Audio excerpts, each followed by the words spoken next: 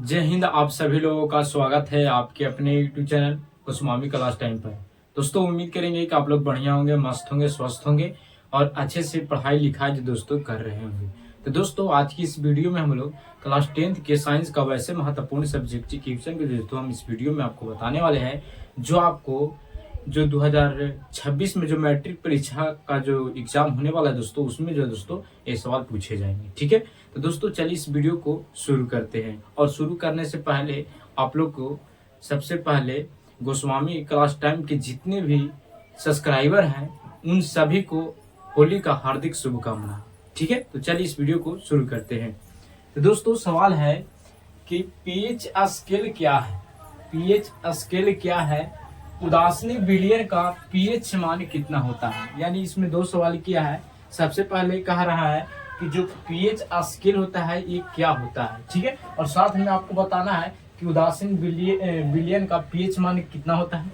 चाहे यहाँ पर पूछ दिया जाएगा कि क्षारीय विलयन का पीएच मान कितना होता है, चाहे यहाँ पर पूछ देगा कि अम्लीय विलयन का पीएच मान कितना होता है। ठीक है, यहाँ से 3 सवाल पूछे जाते हैं और 3 सवाल में से एक सवाल जो दोस्तों आपको एग्जाम में देखने को जरूर मिलेगा। ठीक है, तो चलिए इसको हम लोग उत्तर के माध्यम से समझते हैं। तो सबसे पहले कह रहा है कि पीएच स्केल क्या है। ठीक है, तो इसको उत्तर में आप लिखिएगा कि किसी बिलियन में उपस्थित हाइड्रोजन आयन की सांद्रता ज्ञात करने वाले स्केल को पीएच स्केल कहते हैं। ठीक है, यानी जो पीएच स्केल होता है ये हाइड्रोजन आयन की सांद्रता को क्या करता है, ज्ञात करता है, यानी जांचता है। ठीक है, उसी को हम लोग पीएच स्केल कहते हैं। ठीक है, तो दोस्तों अगर आपसे पूछेंगे कि पीएच स्केल क्या है तो बताइएगा कि किसी बिलियन में उपस्थित हाइड्रोजन आयन की सांद्रता ज्ञात करने वाले स्केल को पीएच स्केल कहते हैं। ठीक है दोस्तों, उम्मीद करेंगे कि आपको पीएच स्केल जो दोस्तों समझ में आ गया होगा या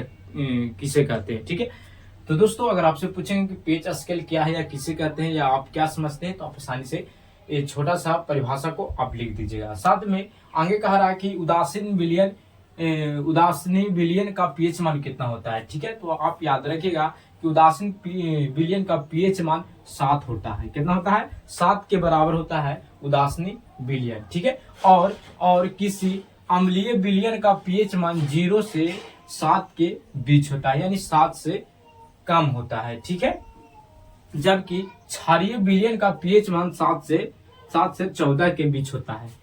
दोस्तों पीएच स्केल के माध्यम से जैसे कि मान लिया जाए कि एक स्केल है। ठीक है, ये क्या है, ये स्केल है। ठीक है, दोस्तों मान लिया जाए कि यहाँ पड़ी 7 है, यहाँ पड़ी 0 है। ठीक है, 0 1 2 3 और यहाँ पड़ी मान लिया जाए 14 है। ठीक है, तो दोस्तों जो 7 के बीच में रहेगा यानी 7 रहेगा उसका जो पीएच मान होगा क्या होगा, तो पीएच मान में हो जाएगा उदासीनी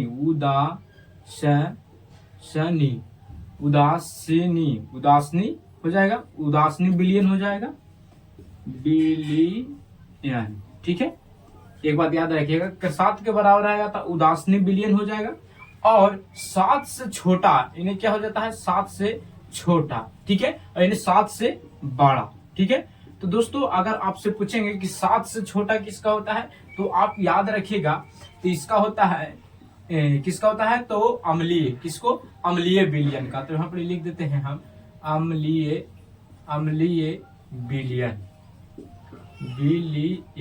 ठीक है, तो 7 से कम किसका, तो अम्लीय विलयन का, 7 के बराबर उदासीन विलयन का और 7 से बड़ा, तो 7 से बड़ा होता है क्षारीय विलयन। देखिए यहाँ पर लिखा है क्षारीय विलयन। ठीक है, तो यहाँ से सवाल पूछेंगे कि 7 के बराबर 7 किसका पीएच मान होता है, तो उदासीन विलयन का। 7 से कम किसका पीएच मान होता है, अम्लीय विलयन का। 7 से ज्यादा किसका पीएच मान होता है, तो अम्लीय विलयन का। ठीक है, और ये सवाल आपको 2026 के एग्जाम में जो दोस्तों पूछे जाएंगे। ठीक है, चाहे जो 20 तारीख से जो आपको एग्जाम होने वाला है उसमें भी पूछे जाएंगे, यानी 20 मार्च के जो आपको एग्जाम होने वाला है उसमें जो दोस्तों पूछे जाएंगे सवाल। ठीक है, तो दोस्तों उम्मीद करेंगे कि आपको ये वीडियो अच्छे तरीके से समझ में आ गया होगा। अगर आपको ये वीडियो पसंद आया होगा तो आप इस वीडियो को लाइक जरूर कीजिएगा। अगर आप चैनल पर पहली बार हुए तो चैनल को भी सब्सक्राइब कर लीजिएगा, क्योंकि इसी तरह का वीडियो जो दोस्तों आपको लगातार मिलता रहेगा। ठीक है, तो दोस्तों मिलेंगे अगले वीडियो में। जय हिंद, धन्यवाद।